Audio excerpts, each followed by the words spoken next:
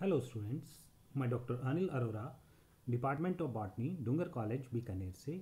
आज हम इस वीडियो में प्लांट एडेप्टेशंस इंट्रोडक्शन के बारे में बात करेंगे। अर्थात इस वीडियो में हम पादपों के अनुकूलन के बारे में देखेंगे कि पादप स्वयं को किस प्रकार से अनुकूलित करते हैं। The living organisms react with their environments and they bear full impression of their environments in which they grow. जो जो जीव होते हैं जिन्हें हम लिविंग ऑर्गेनिज्म कहते हैं, वो अपने पर्यावरण के साथ अंतर क्रिया करते हैं और उन पर इस पर्यावरण का, अर्थात वो जिस पर्यावरण में रहते हैं उस पर्यावरण का पूरा प्रभाव पड़ता है। In order to withstand adverse conditions of the environment and utilize to their maximum benefit the nutrients and their conditions prevailing therein, the organisms develop certain morphological, anatomical, physiological and reproductive features. विपरीत या प्रतिकूल परिस्थितियों वाले पर्यावरण में रहने वाले जो पादप होते हैं वो इनके साथ सामंजस्य को बिठाते हैं। यह सामंजस्य क्यों बिठाना पड़ता है? क्योंकि पादप ये चाहते हैं कि वो वहाँ पर उपस्थित जो न्यूट्रिएंट्स हैं, जो पोषण तत्व हैं, उनका पूरा उपयोग कर सकें। वो वहाँ पर उपस्थित वातावरण के प्रति स्वयं को अनुकूलित कर सकें, अर्थात जिस आवास में वो रहते हैं उसका वो पूरा लाभ उठा सकें। इसके लिए वो अपने अंदर मॉर्फोलॉजिकल, बाह्य आकार की, एनाटॉमिकल, आंतरिकी, फिजियोलॉजिकल, शरीर क्रिया संबंधित और रिप्रोडक्टिव फीचर्स अर्थात अपने प्रजनन से संबंधित अनेक अनुकूलन करते हैं। Any feature of an organism or its part which enable it to exit under condition of its habitat is called adaptation. किसी भी जीव में कोई एक विशेष प्रकार का दिखने वाली संरचना या विशेष प्रकार का परिवर्तन या उस पादप के या उस जीव के किसी भाग के अंदर विशेष परिवर्तन जो उसको उसके आवास में रहने के लिए अनुकूलित बनाता है, उसे हम अडेप्टेशन कहते हैं, उसे हम अनुकूलन कहते हैं। अर्थात जीव जब प्रतिकूल वातावरण में रहने के लिए स्वयं को अनुकूलित करता है तो उसमें कुछ परिवर्तन होते हैं। ये परिवर्तन आकार की, बाह्य आकार के रूप से हो सकते हैं, आंतरिकी, एनाटॉमिकल हो सकते हैं, या हम कह सकते हैं शरीर क्रिया विज्ञान के रूप में हो सकते हैं। तो यह जो परिवर्तन होते हैं इन्हें हम अनुकूलन कह देते हैं। Every organism develop certain adaptations and so does the population और ए कम्युनिटी। प्रत्येक जीव स्वयं को प्रतिकूल वातावरण के प्रति अनुकूलित करता है और जब जीव स्वयं को अनुकूलित करता है तो समष्टियाँ अर्थात पॉपुलेशन, समुदाय अर्थात कम्युनिटीज़ स्वयं ही अनुकूलित हो जाते हैं। वो प्रतिकूल वातावरण के अनुसार स्वयं को परिवर्तित कर लेते हैं। The completion of life cycle of an organism or stabilization of a community result through a series of adaptations which have survival value. किसी भी जीव के जीवन चक्र को पूरा करने के लिए या किसी समुदाय को स्थापित होने के लिए एक सीरीज में से गुजरना पड़ता है, एक क्रम में से गुजरना पड़ता है। यह क्रम अनुकूलन का क्रम होता है। वो अनुकूलन का क्रम जो होता है, जो ये अनुकूलन होते हैं, वो उनकी सर्वाइवल वैल्यू होती है, उनकी उत्तरजीविता मूल्य होते हैं। Adaptations of survival value comprise such features as prevent destruction of vital vegetative tissues and help in large production and efficient dissemination of the reproductive bodies. अनुकूलन के ये जो उत्तरजीविता मूल्य होते हैं उनके कुछ विशेष गुण होते हैं। क्या विशेष गुण होते हैं?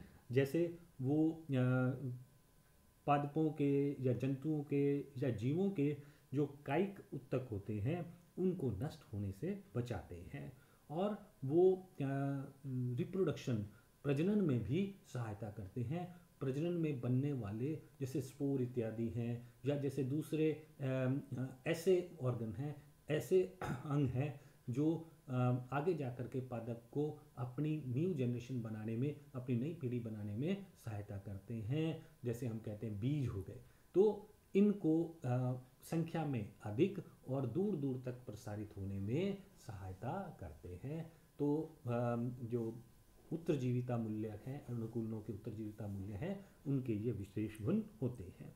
Warming 1895 had realized for the first time the influence of controlling or limiting factors upon the vegetation in ecology। पारिस्थितिकी में वनस्पति पर सीमित कारकों का प्रभाव या नियंत्रण कारकों का प्रभाव सबसे पहले वार्मिंग ने 1895 में स्पष्ट किया था। He classified plants into survival ecological groups on the basis of their requirements of water and also on the basis of nature of substratum on which they grow। Warming ने पादपों को कुछ पारिस्थितिक समूहों में बांटा। ये किस प्रकार बांटा, उसके लिए उन्होंने दो आधार बनाए। एक तो जल की आवश्यकता और दूसरा उस सबस्ट्रेटम, उस आधार की प्रकृति कैसी है जिस पर ये पादप उगते हैं। तो इन दो बातों के आधार पर उन्होंने पादपों के इकोलॉजिकल ग्रुप्स या पारिस्थितिकी समूह बनाए। Epiphytes are not included in the above classification because of the fact that they do not have permanent connection with the soil।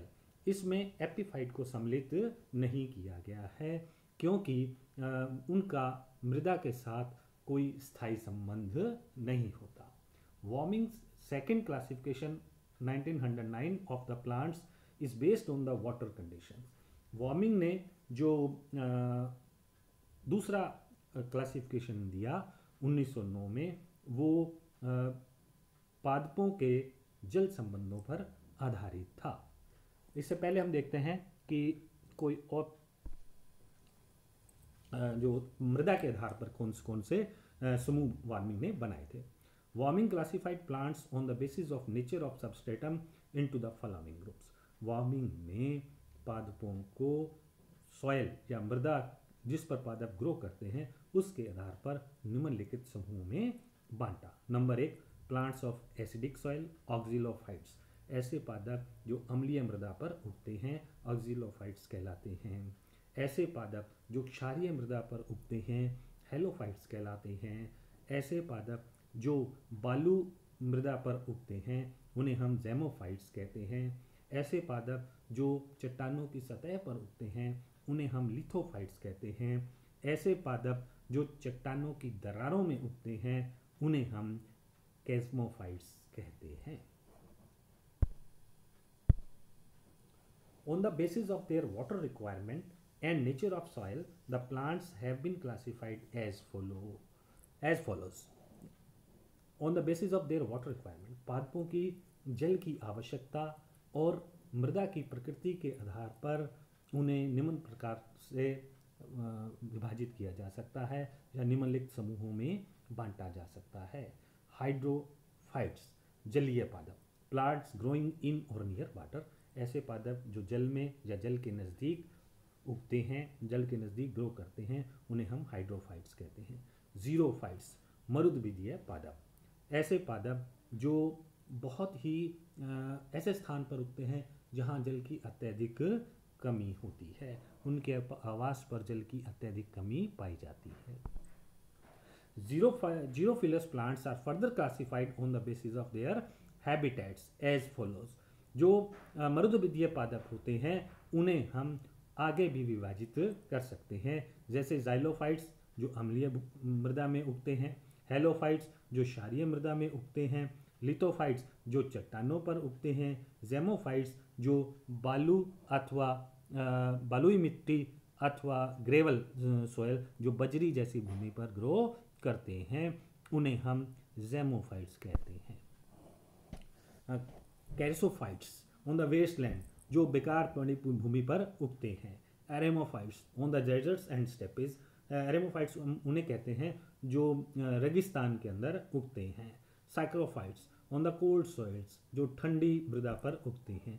साइलोफाइट्स स्वानाज जो हम कहते हैं ग्रासलैंड, घासीय मैदानों के अंदर उगते हैं। स्क्लेरोफाइट्स जो फॉरेस्ट एंड बुशलैंड्स, जो जंगलों और झाड़ियों वाली भूमि पर ग्रो करते हैं, उन्हें हम स्क्लेरोफाइट्स कहते हैं। अब आता है बात मीजोफाइट्स की। तो हमने पहले दो देखे, हाइड्रोफाइट्स देखे जो जल में या जल के नज़दीक ग्रो करते हैं। दूसरा हमने ऐसे पादप देखे जो ऐसे स्थानों पर ग्रो करते हैं जहाँ पर जल बहुत कम मात्रा में उगता है, या जो भिन्न भिन्न प्रकार की मृदा के अंदर ग्रो करते हैं, भिन्न भिन्न प्रकार की मृदा में उगते हैं। अब तीसरा हम लेते हैं मीजोफाइट्स, समोद्भिद पादप। Plants growing in an environment which is neither very dry nor very wet. पादप ऐसे स्थानों पर, ऐसे पर्यावरण के अंदर उगते हैं, ऐसे आवासों में उगते हैं जो ना तो शुष्क होते हैं, ना बहुत ज़्यादा वेट होते हैं, ना बहुत ज़्यादा जलीय प्रकार के होते हैं। ऐसे आवासों में रहने वाले पादपों को मीजोफाइट्स कहा जाता है। Thank you so much.